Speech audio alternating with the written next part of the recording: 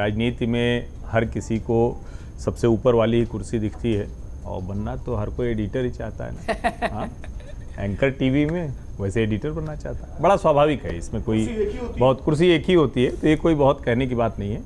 लेकिन क्या इकोसिस्टम के भीतर आप अपनी दावेदारी अपने काम से, अपनी ताकत से स्थापित कर पाते हैं क्या? एक बात।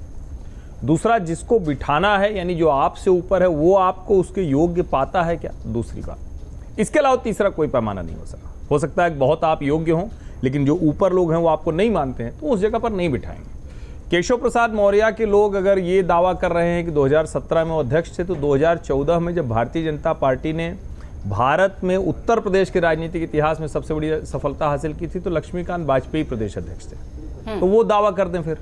राजनीति ऐसे नहीं चलती है। मुझे लगता है ये बहुत स्पष्टता समझना चाहिए। केशव प्रसाद मौर्य कौशाम्बी इलाहाबाद में विश्व हिंदू परिषद की गौ रक्षा समिति उसके नेता थे। वहाँ से उनका करियर यहाँ तक आया है। खांटी नेता हैं, खांटी संघ के नेता हैं, विश्व हिंदू परिषद के नेता हैं, और बिना किसी संकोच के मैं कहूँगा भारतीय जनता पार्टी की जो पिछड़ी जातियों की राजनीति है, जो उसमें पैठ की है, उसके बड़े चेहरे हैं। केशव प्रसाद मौर्य से बड़ा चेहरा कोई नहीं है। आप उनको इग्नोर नहीं कर सकते और उनको यथोचित सम्मान मिलना चाहिए। सम्मान मिला भी।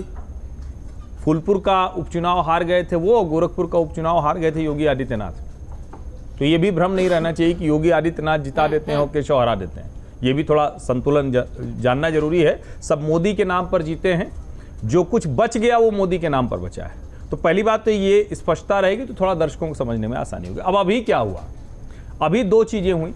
एक तो ये कि 2022 के विधानसभा चुनाव के समय से ही जो संगठन और सरकार के बीच का संघर्ष था वो सतह पर आ गया था। संगठन जब उनको लगा योगी जी को ठीक है नहीं समझ में आ रहा है, तो सरकार अपने रास्ते और संगठन अपने रास्ते। उसका नुकसान कहाँ हुआ? कार्यकर्ता के तौर पर। जिस कार्यकर्ता को लगता था कोई रास्ता है क्या, उसको रास्ता मिलना बंद हो गया।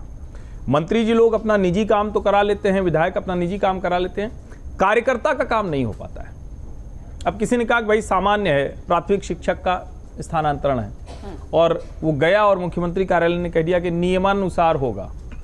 अब ये नियमानुसार क्या होता है? भाई सामान्य अध्यापक का स्थानांतरण है, कोई विधायक है, सांसद, वो चाह रहा है कि हमारे नजदीक, तो इतनी तो बात होनी चाहिए ना। ये कोई गलत काम तो है नहीं। अगर कोई गलत काम कहे, कोई हत्या कर रहा हो, अपराध कर रहा हो, दुष्कर्म कर रहा हो, कहे कि हमको थाने में बचा लो, जो पहले की सरकारों में होता था, कम से कम भाजपा इससे मुक्त है कि उसके कार्यकर्ता इस तरह के नहीं। लेकिन जब ये संकट होता है तो वो नीचे से आता है। अभी 33 सीटें आई तो जवाबदेही तो तय होगी। टिकट तो सबकी मर्जी से बटा है, केंद्र ने बांटा है, दिल्ली ने बांटा है, इसमें भ्रम नहीं होना चाहिए। लेकिन ये भी सच है कि जो कोर कमेटी थी उसमें योगी जी भी थे, केशव भी थे, ब्रजेश भी थे, धर्मपाल जी भी थे और भूपेंद्र चौधरी भी थे।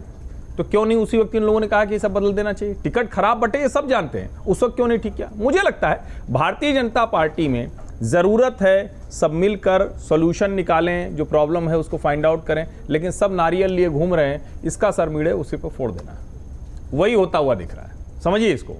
और उसमें क्या है कि हो सकता है कि आप समस्या का समाधान न निकाल पाएं, लेकिन और ढेर सारे फूटे हुए सरों के साथ आप आगे की राजनीति में जाएं, जो भारतीय जनता पार्टी के लिए नुकसानदेह है। अगर आप ये वीडियो YouTube पर देख रहे हैं तो हमारे चैनल को सब्सक्राइब करें और बेल आइकन को दबाना ना भूलें। अगर आप Facebook पर ये वीडियो देख रहे हैं तो हमारे पेज को लाइक करें।